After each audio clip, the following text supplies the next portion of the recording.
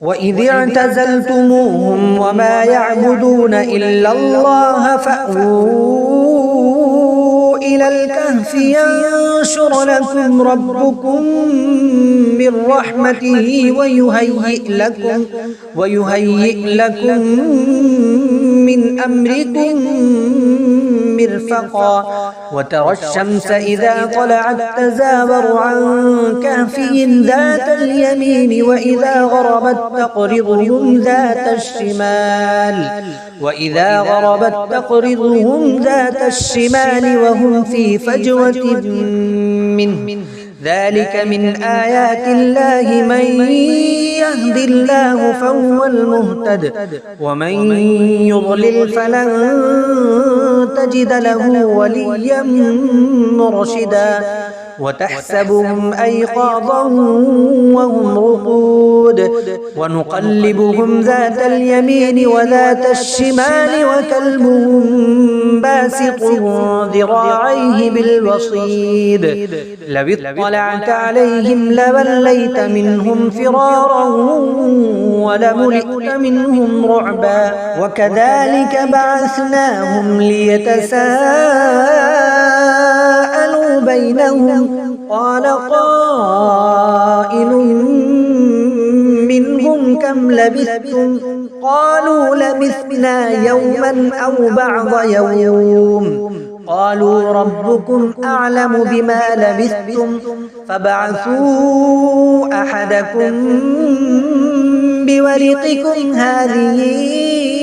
إلى المدينة فلينظر أيها أزكى طعاما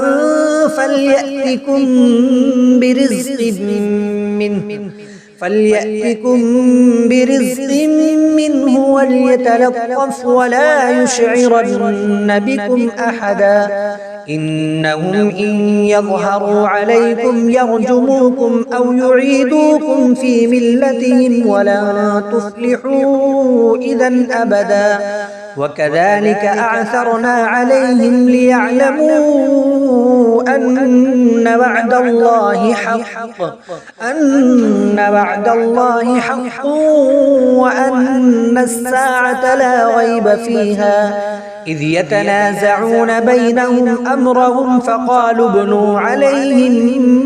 بنيانا ربهم أعلم بهم قال الذين غلبوا على أمرهم لنتخذن عليهم مسجدا سيقولون ثلاثة رابعهم كلبهم ويقولون خمسة سادسهم كلبهم رجما بالغيب ويقولون سبعة وثامنهم كلبهم قل ربي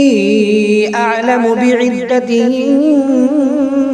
ما يعلمهم إلا قليل فلا تمار فيهم إلا مراء ظاهرا ولا تستفت فيهم